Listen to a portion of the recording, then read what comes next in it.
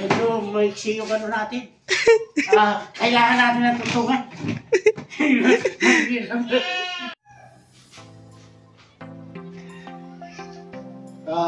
Welcome back, Kadiskarte. Bali, ngayong araw na to, ang ipapakita namin sa inyo, ni Kadiskarte Vlog, na ang gagawin namin ay homemade incubator.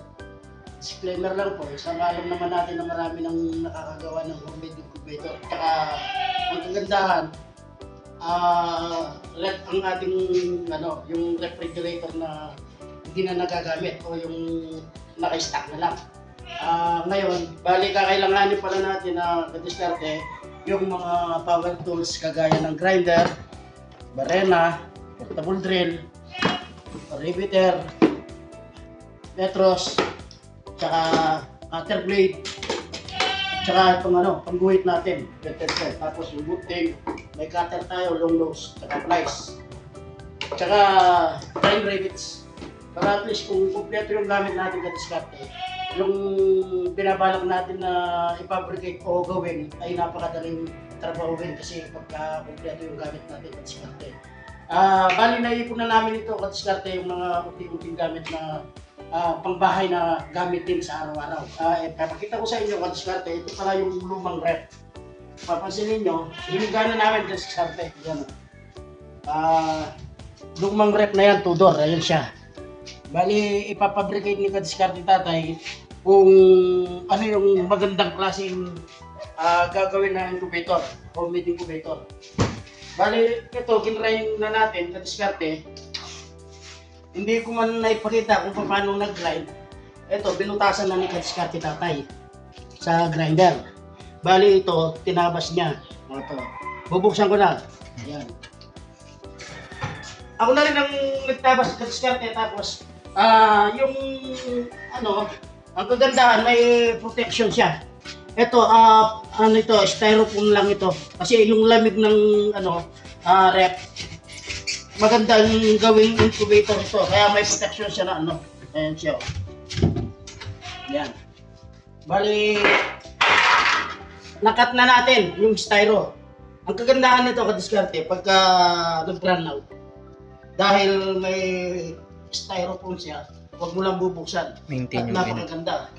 Tapos, may nakita tayong salamin pala na nakatabi sa ibang rep din ito, kaso imbes na maitatapon o kalakal, mapapakinabangan natin Kadiskarte. Balik kinuhang sukat ni Kadiskarte tatay, ito na. Didikit natin siya. Yan. Balik didikit natin siya. Ngayon, yung takip niya, ito Kadiskarte. Balik ito yung original na takip niya. Nandito yan. Yan. Ang mangyayari Kadiskarte, kakatingin natin ang grinder to para may open yung salamin niya. At least sa Kadiskarte, yung gagawin natin incubator, example, pag nakasaradong ganyan, makikita mo yung itlog. Makikita mo yung itlog na may salamin. Yun ang kagandahan. At least kahit na nakasarado, nakikita natin yung ilaw niya sa loob kung umaandar ba yung incubator natin Kadiskarte. Yung pag-grind Kadiskarte, kailangan yung power tools nyo may protection na cover. Ngayon, yung salamin, kailangan din natin. Tapos yung ikot ng grinder, kailangan Kadiskarte, andito yung talsik. Kasi pagka nakaganon, yung talsik doon, yung hawak mo, mahirap pigilin yung grinder. Kaya kailangan yung ikot niya, andito yung talsik, lumalaban man, mapipigilan mo. Kaya disclaimer lang sa mga marunong, base lang doon sa aking experience sa pagtatrabaho. Marami na rin ako nakikita na kung paano yung paggamit ng grinder, kailangan safety tayo. Hindi po tayo sasabi na magaling tayo, marunong tayo.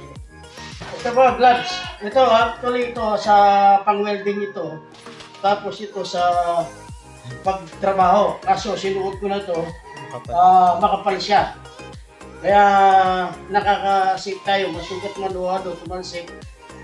Hindi tayo masyadong nasusugatan ng diretso sa daliri o sa kamay natin. Kaya ingat lang po.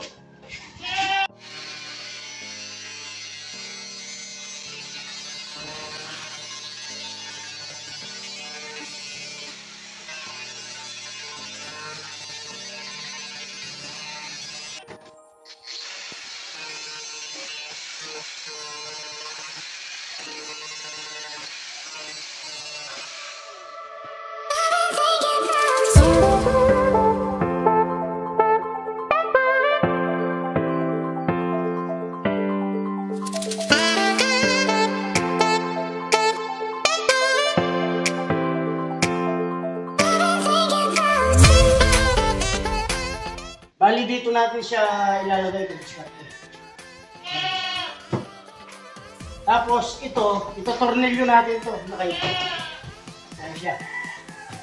Ayan. Tapos isisilikon na lang natin para nakasilyado. Ayan siya. Yan ang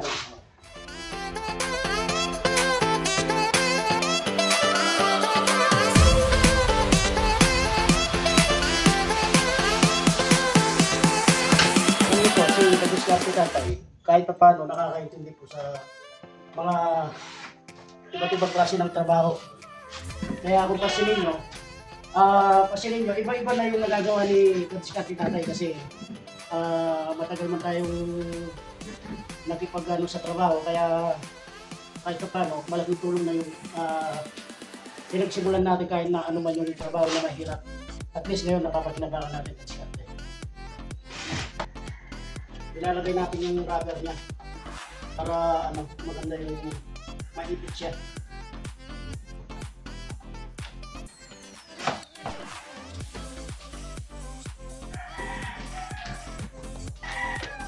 Kaya kailangan na may salamin, at least kung yung ilaw, pagka nagpatay sindi, makikita na natin kagad-diskarte kung sira ba yung incubator natin o hindi. Kaya yan. Kung naalala nyo, yung nasa Saudi tayo, may sinasabi ako na gagawa tayo ng homemade incubator.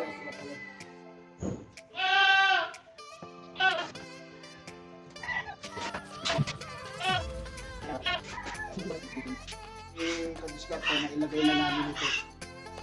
Ayan yung salamin niya. Bali, silicone na lang ang kulang para walang lumalabas na ng temperature. Bali ito, bubutasin namin dito. Kasi kadiskarte, 2 door siya. Bali, i-open namin ito dito. I-open namin. Para yung ilaw niya dito ilalagay. Tara na, sama na kayo.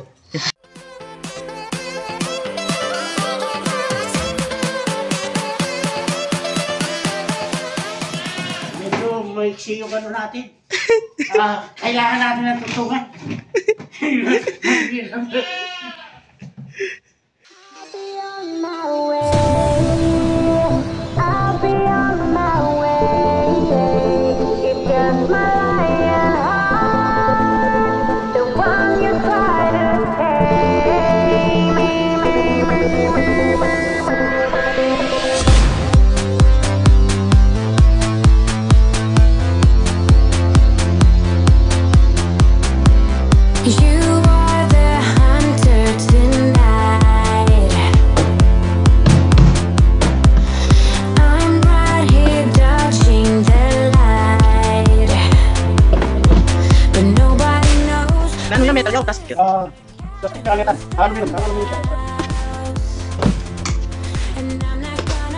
Aluminum yung kanyang door.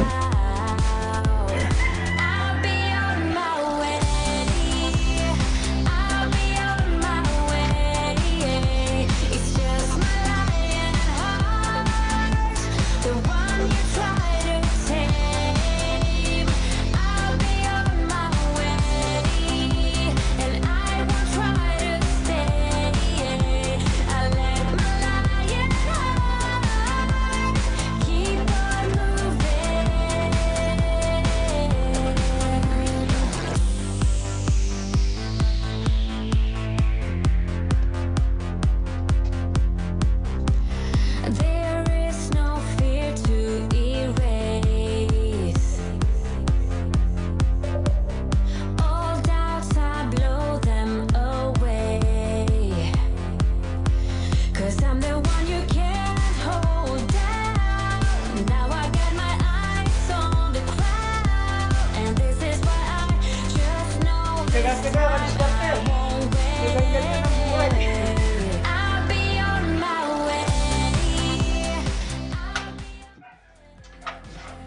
Hindi na kasi makapasok dito yung grinder natin kadiskarte, kaya tutulungan na natin kunting ng yero.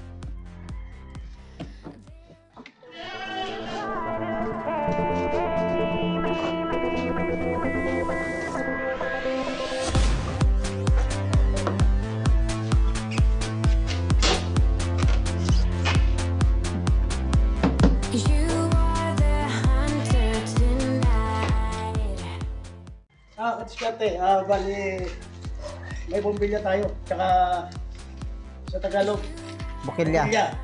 Sa Ingles, ang septaken.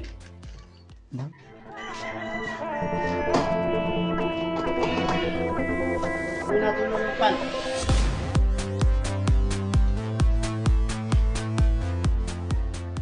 Ito na yung pan na ilalagay natin. Ilalagay natin dito. Yung pan to, 220, pero yung wattage niya, yung 4 watts na. Nababa naman ang konsumo ng kuryente. Yung pagtatrabaho at diskarte, para-paraan lang. Huwag yung nagmamadali. Kailangan na para-paraan. Kagaya nito, siyempre yung screw, hindi na haharang dito, hindi na makakapasok doon. Yung kung mahabang okay lang sana yung screw. Kagaya ito, para makapasok yung bit. Ayan o. Kasi yung screw, tapos, para dito na lang siya nakano. Tapos yung bit, papasok dito. Ayan o. Hindi may screw natin. Pagka nandito na yung screw, yung bit dito, makakapasok na siya. Diba? Kasi may iksi yung natin. Yung screw, black screw.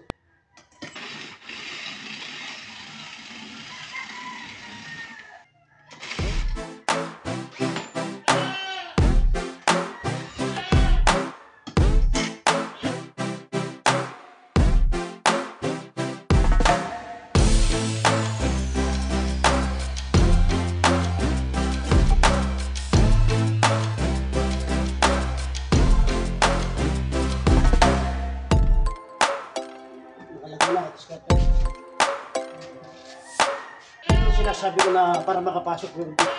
Tawag dito bit, ito screw.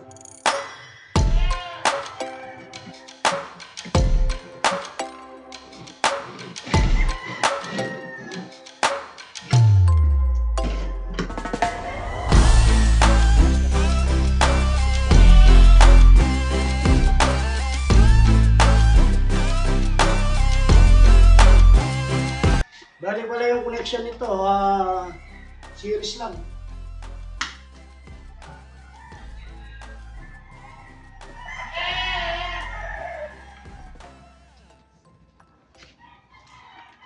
Siya nga pala kadiskarte, kahit pa paano paggawa rin tayo sa trabaho ng elektrikal, kaya alam na natin kung paano natin i-install. Kasi nakakapag-instalasyon tayo ng bahay. Kung napapansin nyo, bakit ang dami kong ginagawang iba't ibang trabaho, kasi bata pa lang ako, pagtrabaho na ako, kadiskarte. Kaya iba rin yung may alam ka sa pagtatrabaho, lalo na sa gawaing bahay. At least, wala ka mang pangsahod ng labor, kahit ikaw na lang mismo gumawa.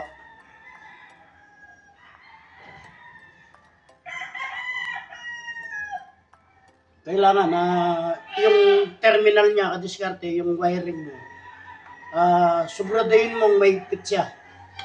Kasi pagka yung kuryente, nag-lose contact, nangyayari, masusunog yung wire mo.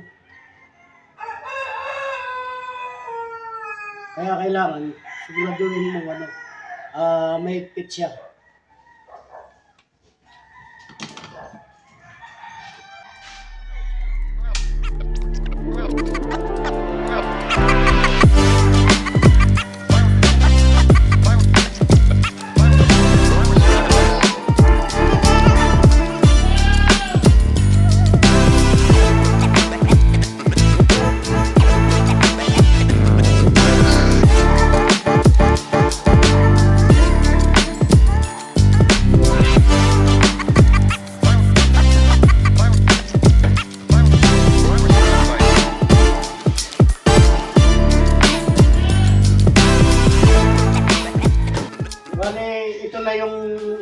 thermostat automatic ng incubator natin. STC 1000 ng brand niya. Yung wiring nito kadiskarte, line 1, line 2 lang. Meron naman siya na ano dito, wiring diagram. Kaya hindi kayo malilito. Ako sinunod ko rin yung pagkalagay ng terminal wire niya. Pero nasubukan ko na rin ito.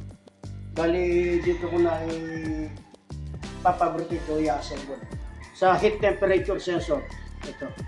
Nakakunik na siya kagad.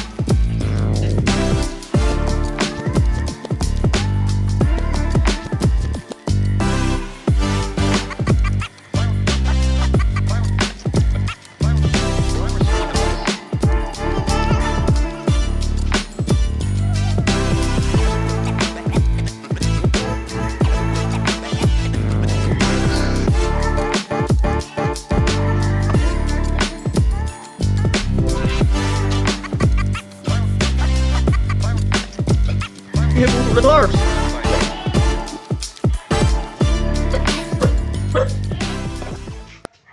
Kulay-kulay lang. Padiskarte. Kulay-kulay.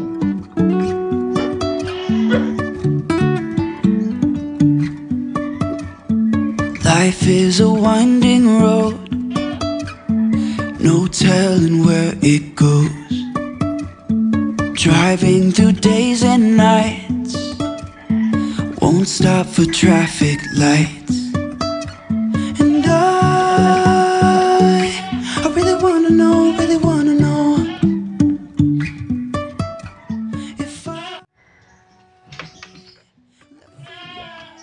Ito yung sensor niya.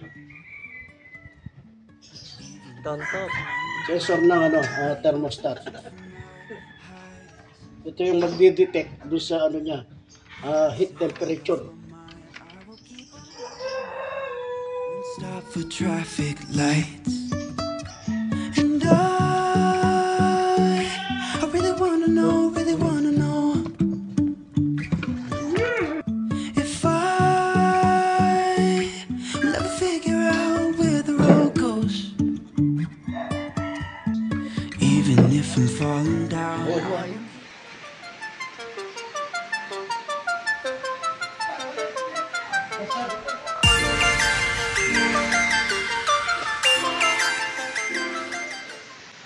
Magandang umaga ka diskarte kahit na ito maulan pa rin hanggang ngayon, bali kahit paano yung panganay natin na nakapangumpay na siya.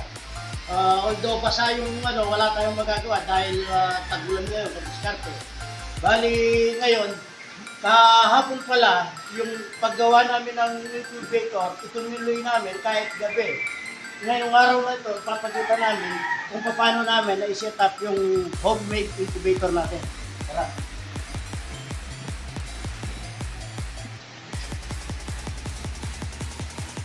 Kadiskarte, bali, ito na pala yung ginawa natin na homemade incubator na ref. Kasi ang kagandahan nito, makapal yung styrofoam niya, sealed siya, kadiskarte. Bali, sinubukan na natin yung naipon natin ng itlog.